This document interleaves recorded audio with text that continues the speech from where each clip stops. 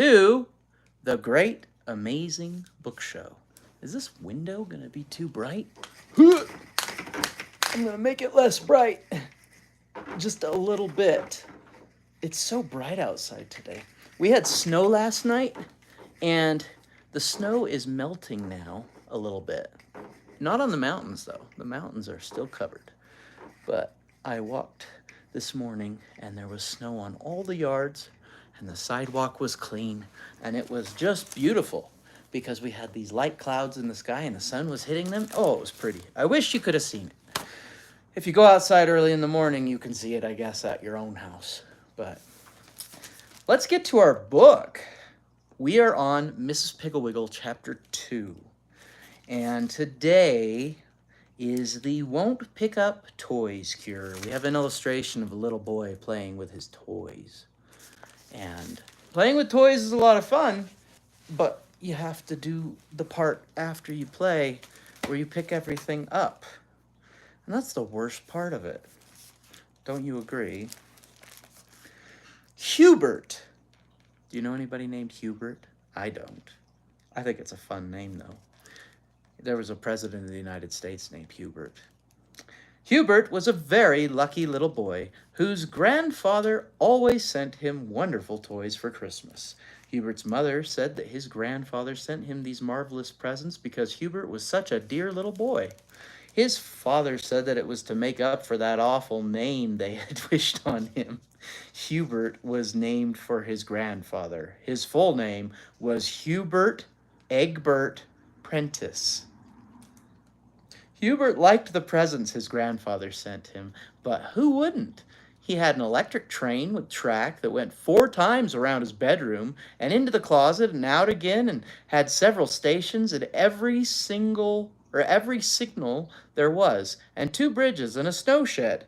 He also had a little builder set so large that he could build regular office buildings, and a great big wagon full of stone blocks made into shapes so that he could build stone bridges for his electric train, and stone buildings, and even stone barracks for his 1,500 toy soldiers. 1,500 toy soldiers? That's a lot. He's got a whole army.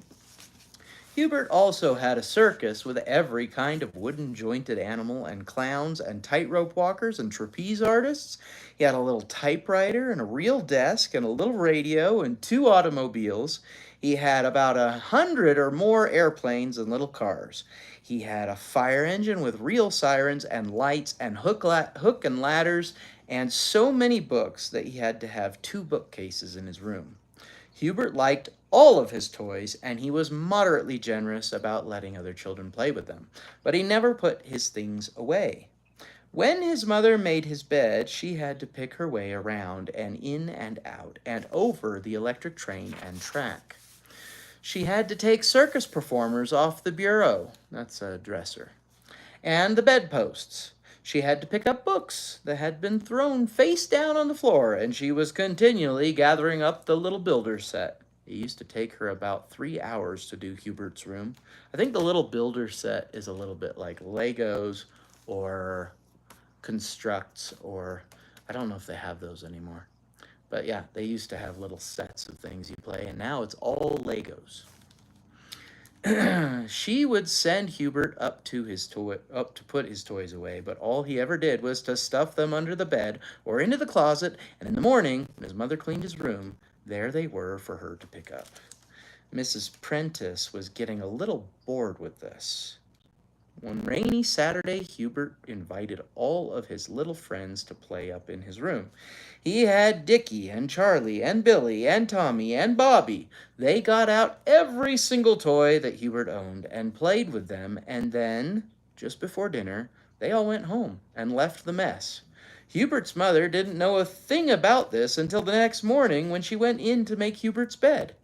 Hubert should make his own bed, don't you think? Then she just stood in the doorway and looked. The electric train track went under the bed 5 times, and under the bureau, and under the chairs, and around the desk, and into the closet. All along the tracks were bridges and buildings of the stone blocks, and whole towns built from the little builder set. On the bed and under the bed and on the bureau were the circus tent, the animals, the clowns, the tightrope walkers, and the trapeze artists. The floor was littered with books and little automobiles and airplanes and painting sets and chemical sets and wood burning sets and crayons and coloring books and the little typewriter and the printing set and teddy bears and balls and jacks and parcheesi games and jigsaw puzzles and soldiers everywhere. Perspiration broke out on Hubert's mother's forehead. Do you know what perspiration is? That's sweat. She started to sweat. And she began to feel faint, so she closed the door and slowly went downstairs. Because if she went fast, she might fall. She took 2 aspirin tablets and then telephoned her friend, Mrs. Baggs. She said, "Hello, Mrs. Baggs. This is Hubert's mother, and I am so disappointed in Hubert. He has such lovely toys. His grandfather sends them to him every Christmas, you know, but he does not take care of them at all. He just leaves them all over his room for me to pick up every morning." Mrs. Baggs said, "Well, I'm sorry, Mrs. Prentiss, but I can't help you because, you see, I think it's too late." "Why, it's only 9:30, said Hubert's mother. "Oh, I mean late in life," said Mrs. Baggs. "You see, I can't read like this. We started Ermintrude." That's somebody's name, Ermintrude. Aren't you glad your name's not Ermintrude? "We started Ermintrude picking up her toys when she was 6 months old. A place for everything and everything in its place. We have always told Ermintrude." What a long name. "Now she is so neat that she becomes hysterical if she sees a crumb on the floor." Ermintrude is a really fun person to have over to your house to play because she will freak out if there's anything anywhere on the floor. I like to keep my house tidy, but, you know, if you have to put something down, you can put it down. "Well, I certainly hope she never sees Hubert's room," said Mrs. Prentiss dryly. "She'd probably have a fit." And she hung up the phone. My phone used to be right there. It's not there anymore. Now there's a purple plant. She hung up the phone. Then she called Mrs. Moohead. "Good morning, Mrs. Moo." No, she said, "Good morning, Mrs. Moohead," she said. "Does Gregory pick up his toys?" "Well, no, he doesn't," said Mrs. Moohead. "But you know, Gregory is rather delicate, and I feel that just playing with his toys tires him so much that I personally see that all of his little friends put the toys away before they go home." "That is a splendid idea," said Hubert's mother. "But I am trying to train Hubert, not his playmates." "Well, of course, Hubert is very strong and healthy, but Gregory is intelligent," said Mrs. Moohead. "Is he?" said Miss Prentiss crossly, because she resented this inference that her son was all brawn and no brain. "Oh dear," squealed Mrs. Moohead, "I think Gregory is running a temperature. I must go to him." She hung up the phone. The women in this book are really funny. The whole street is filled with characters. Mrs. Prentiss then called Mrs. Grapple. "Hello, Marge," she said. "How's Susan?" Mrs. Grapple said, "I've spanked her 7 times since breakfast, and I just heard a crash, so she is probably getting ready for another. How's Hubert?" "That's what I called about," said Mrs. Prentiss. "Can you suggest a way to make Hubert want to pick up his toys? His room looks like a toy store after an earthquake." "Why don't you call Mrs. Piggle-Wiggle? This Miss Piggle-Wiggle. I have heard she is perfectly wonderful. All the children in town adore her, and she has a cure for everything. As soon as I spank Susan, I'm going to call her." Hubert's mother said, "Thank you very much, Marge. That is just what I'll do. I had forgotten about Mrs. Piggle-Wiggle, but I just know she can help me." So she called Mrs. Piggle-Wiggle and said, "Mrs. Piggle-Wiggle, I hate to bother you, But you seem always to know what to do about children, and I'll confess that I don't know what to do to make Hubert put his toys away." Mrs. Piggle-Wiggle said, "Hubert is the sweet little boy with all the wonderful toys that his grandfather sends him, isn't he?" Mrs. Prentiss said, "Why, yes, but I didn't know that you knew him." "Oh, yes," said Mrs. Piggle-Wiggle. "Hubert and I are old friends. In fact, he is building an automobile in my backyard out of orange crates and empty tomato cans. Hubert is a very good carpenter." Hubert's mother thought of the two little automobiles with rubber tires, real horns, leather seats, big enough for two boys, and lights that turned on with a switch that Hubert's grandfather had given him. And she wondered why in the world he would want to build an automobile out of old orange crates and tomato cans. She said, however, "So that is where he and Dickie go every afternoon. I certainly hope he behaves himself." "Oh, he does," said Mrs. Piggle-Wiggle. "We are all very fond of Hubert. But this problem of his toys, let me see." Mrs. Piggle-Wiggle was quiet for some time. Then she said, "I think that the best thing for you to use is my old-fashioned won't-pick-up-toys cure. Starting now, don't pick up any of Hubert's toys. Don't make his bed. In fact, do not go into his room. When his room becomes so messy he can't get out of it, call me." Mrs. Piggle-Wiggle said goodbye and hung up the phone. Hubert's mother looked very relieved. Went gaily about her about her housework. Gaily is it means happily back then. We don't use it that way now, but that's what they used to say back in the 1940s. She baked a chocolate cake for dinner and did not say a word to Hubert when he came home with 10 little boys, and they all trailed upstairs to play in Hubert's room. The next morning, when Hubert came downstairs for breakfast, his mother noticed that he had a little pan of watercolor paint stuck in his hair, and his shirt had purple ink from the printing set on one shoulder. He said nothing, but tripped upstairs after breakfast and quickly shut the door of his room. The next morning, Hubert's mother had a little trouble shutting the door of his room, and she noticed that Hubert had circles under his eyes as though he had not slept very well. Sometimes you get circles under your eyes if you really don't sleep well. Let's see if I can... That's not really a face you can make, can you? Can you make you have circles under your eyes? I don't know. He looked very tired, though. The next morning, Hubert was very late because of the circles under his eyes. Oh, I'm already there. The next morning, Hubert was very late coming downstairs, and before he opened his door, his mother heard a great clatter and scraping as though he were moving furniture. He had a little builder bolt stuck to his sweater and 2 paint pans in his hair. He was so sleepy he could barely keep his eyes open, and he had a red mark on one cheek. His mother looked at it closely and saw that it was the shape and size of one of his stone blocks. He must have slept with his head on one of the bridges. On the 7th day after Hubert's mother stopped putting away his toys, he did not come down to breakfast at all. About 11 o'clock, his mother became worried and called up Mrs. Piggle-Wiggle. She said, "Good morning, Mrs. Piggle-Wiggle. This is the 7th day of the old-fashioned won't-pick-up-toys cure, and I am worried. Hubert has not come downstairs at all this morning." Mrs. Piggle-Wiggle said, "Let me see, the 7th day. It usually takes 10 days, but Hubert has so many toys he would naturally be quicker." "Quicker at what?" asked Hubert's mother anxiously. "Quicker at getting trapped in his room," said Mrs. Piggle-Wiggle. "You see, the reason Hubert hasn't come downstairs is that he cannot get out of his room. Have you noticed anything different about him lately?"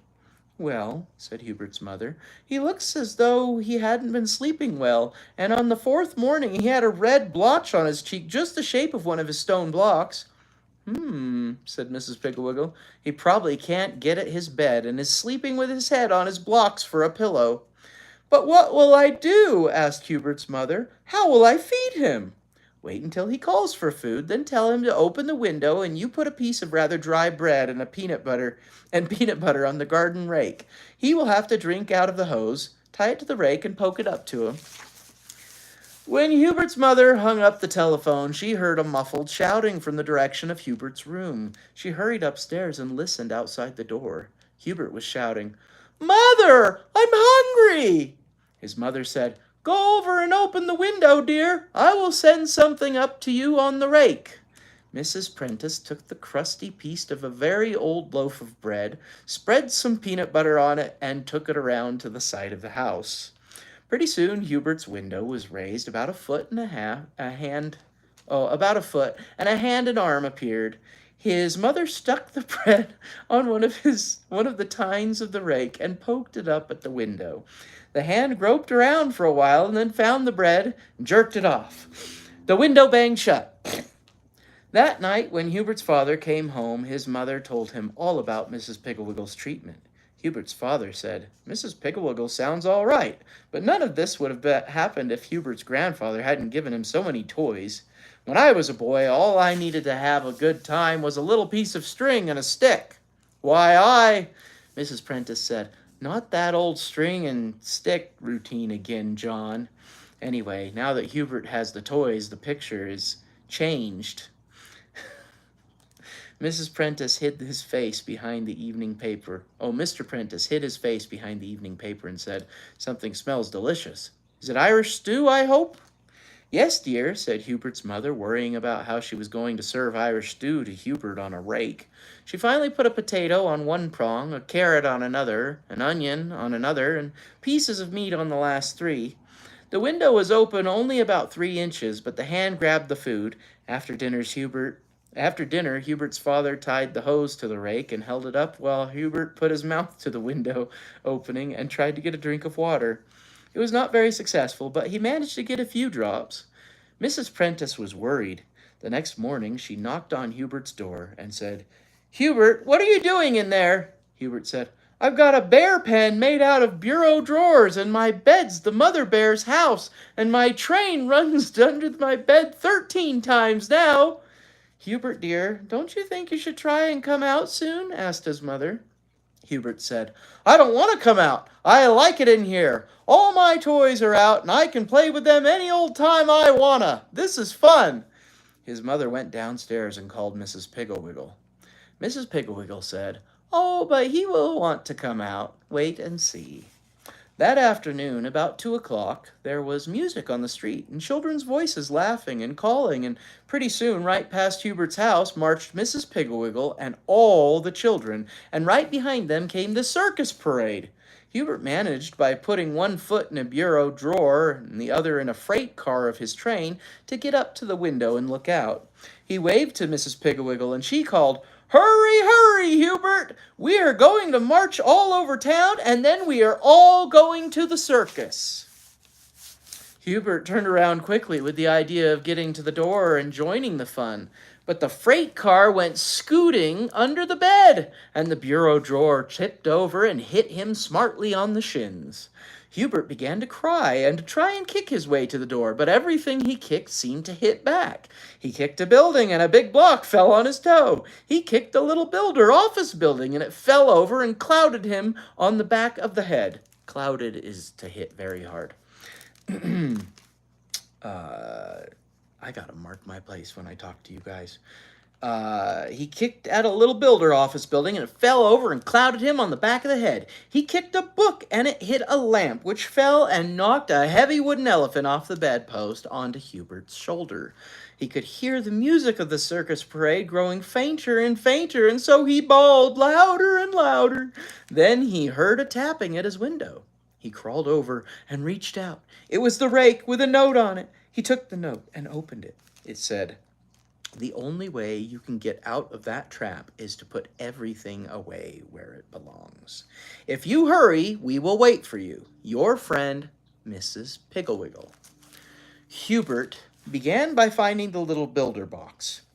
He took down an office building and put each piece in its right place. Then he put away the stone blocks, then the train tracks, the circus, the soldiers, the paints, the chemical set, the printing press, the books, the fire engines, the automobiles. He played little games, pretending that he was racing someone to see who could find the most parts of a game the quickest. He had to take off the bedclothes and shake them in order to find the soldiers and the circus, and he thought that as long as the bedclothes were off anyway, he might as well make his bed. It was so lumpy when he finished, he thought he had left some airplanes in it, and took the covers off again and shook them. He made the bed, and this time it was neat and smooth. Hubert was proud. He was under the desk finding the last piece of the little builder when he heard the music again. He put the pieces in the box, put the box in the closet, and tore down the stairs and out the front door. There came Mrs. Piggle-Wiggle, all the children, and the circus. Hubert ran out to meet them, and nobody said anything about the pan of orange paint stuck in his hair or the word Zipkun printed on his cheek in purple ink. Anyway, away they went down the street, Hubert carrying the flag and yelling the loudest. And that is the Won't Pick Up Toys cure. The next time we come to you, we will be solving the answer backer cure. There is a woman named Mrs. O'Toole who has a problem with her daughter who will not stop answering back. So join us tomorrow, and we will read the answer backers cure and maybe a few more, because this is a short book and it's very fun to read. But that's all we have time for today. Thanks for watching.